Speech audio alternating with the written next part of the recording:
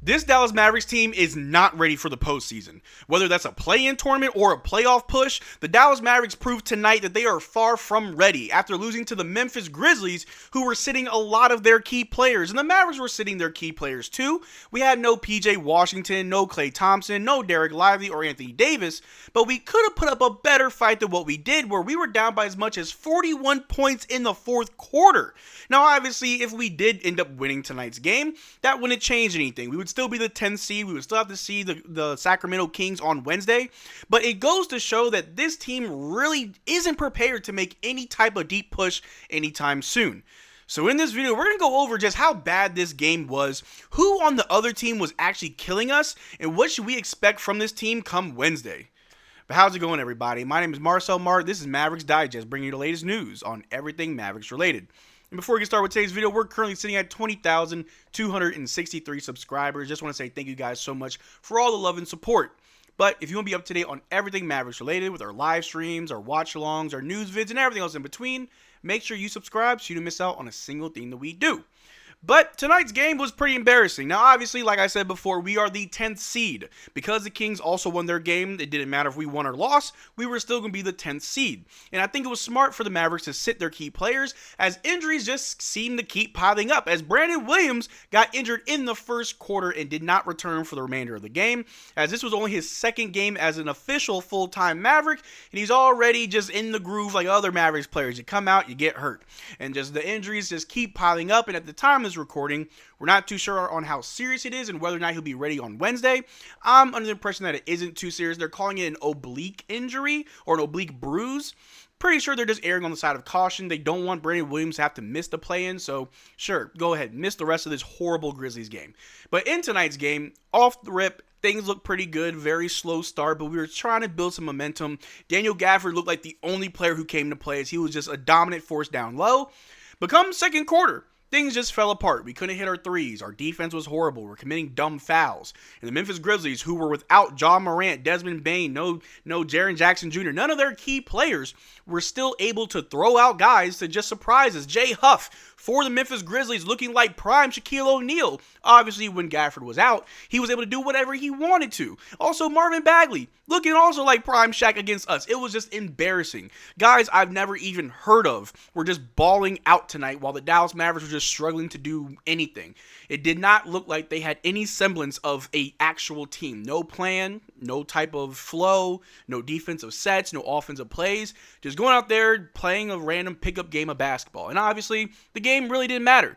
But as far as getting ready for the play-in tournament and possibly the playoffs, you would think that they would put up a little bit more of a fight to show what they have, but it all just matters on Wednesday. On Wednesday, when the first game of the play-in tournament, then we'll really see what this team can do.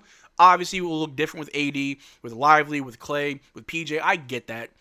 But tonight's game just did not really sow the seeds of confidence for me and any other Mavericks fan that unfortunately had to watch this horrible game. But how bad it was, well, let's take a look at the box score. Najee Marshall, a pretty average, or I'd say a below average game for him. He had 11 points with 2 assists and 3 rebounds. Daniel Gafford is still on a minutes restriction, only played 19 minutes, had 20 points, 2 blocks, 1 steal, 1 assist, and 7 rebounds. Dante Exum, also minutes restriction, only had 4 points, 3 assists, and 2 rebounds. Brandon Williams only played 7 minutes before leaving the game with an injury, had 0 points, but he had 1 block and 4 rebounds. And Max Christie, as a starter tonight, had 14 points, he had 1 steal, 2 assists, and 5 rebounds. Off the bench, Kai Jones had 11 points, 1 steal, 2 assists, and 8 rebounds. Caleb Martin had 6 points and 3 rebounds. Dwight Powell hit a 3. He tried again and missed, but he hit a 3, and I think that's, I guess, the bright spot in tonight's game. He had 6 points and 1 steal. Spencer Dinwiddie, who shot 1 of 10 tonight from the floor, and he was only 1 of 6 from 3, had 8 points with 3 turnovers, 1 steal, 7 assists, and 2 rebounds. And Jaden Hardy, who had the team worst, minus 44, had 17 points, 1 steal, 3 assists, 4 rebounds, shot 2 of 9 from 3, and 6 of 17 from the floor. As a team, we had 18 turnovers, 3 blocks, 6 steals, 20 assists, 38 rebounds. We shot 5 of 28 from 3, 16 of 22 from the free throw line, and 38 of 87 from the floor. Now, do I expect the same performance from everybody come Wednesday? No. Obviously, when you add Clay, when you add Brandon Williams, when he returns, if he does return, when you add Lively, PJ, as well as AD, things will look better. But the Sacramento Kings have actually been winning a lot of their games. They're actually looking pretty good. And I'm got my animations all over the place. But anyway, the Kings have actually been playing pretty good basketball. They're on a hot streak right now where the Mavericks are struggling to beat the Memphis Grizzlies, who have absolutely nobody. But speaking of nobody, who was it on the Memphis Grizzlies that was actually putting in work? Well, I had to look this guy up because I've actually never heard of him. But Lamar Stevens, who in his 4th season in the NBA, who's only averaging 2.7 points, 2 rebounds while shooting 39.5% from the floor, tonight against your Dallas Mavericks, dropped 31 points. It's the matter in which we lose. If we lose, as long as we put up a good fight, I can understand. I can swallow it, take it on the chin and move on. I'm not too upset by it.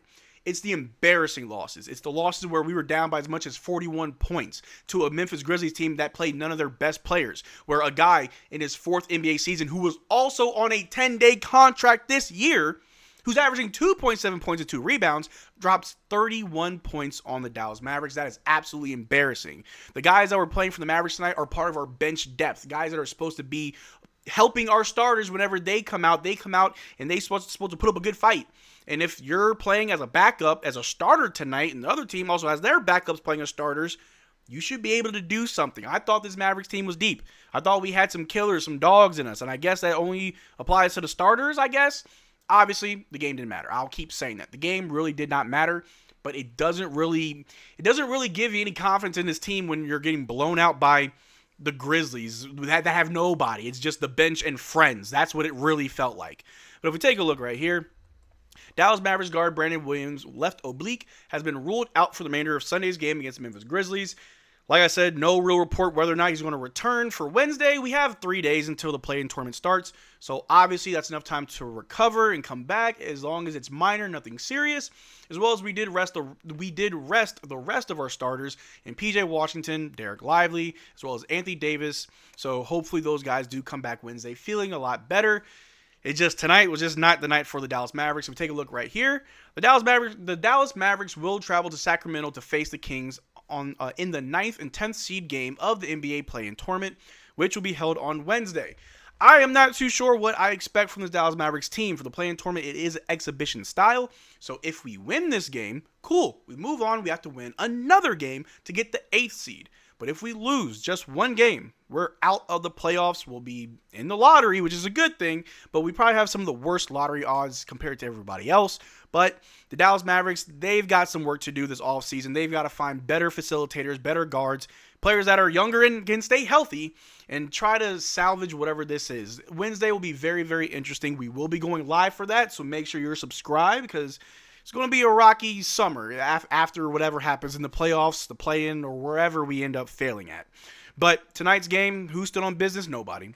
Absolutely nobody. Daniel Gafford played very well, but overall, I can't give it out to anybody. I guess I'll have to give it out to Lamar Stevens, averaging 2 points, 2 rebounds, and dropped 31 on the Mavericks. Looking like prime Jordan out there. The team needs to do better, even in games that don't matter. You got to go out there and actually try, and I did not see that from the team.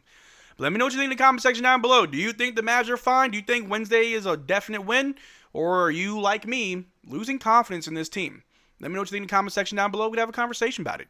But that's all I got for you guys today. Thanks for making this far to the video. Make sure to check out our Twitter and Discord. Links in the description below, as well as our Spotify. We are on Spotify uploading after we upload here. So if you don't want to miss, or if you do miss a video, you can always catch us on Spotify. But till next time, y'all take care, drink water. Peace.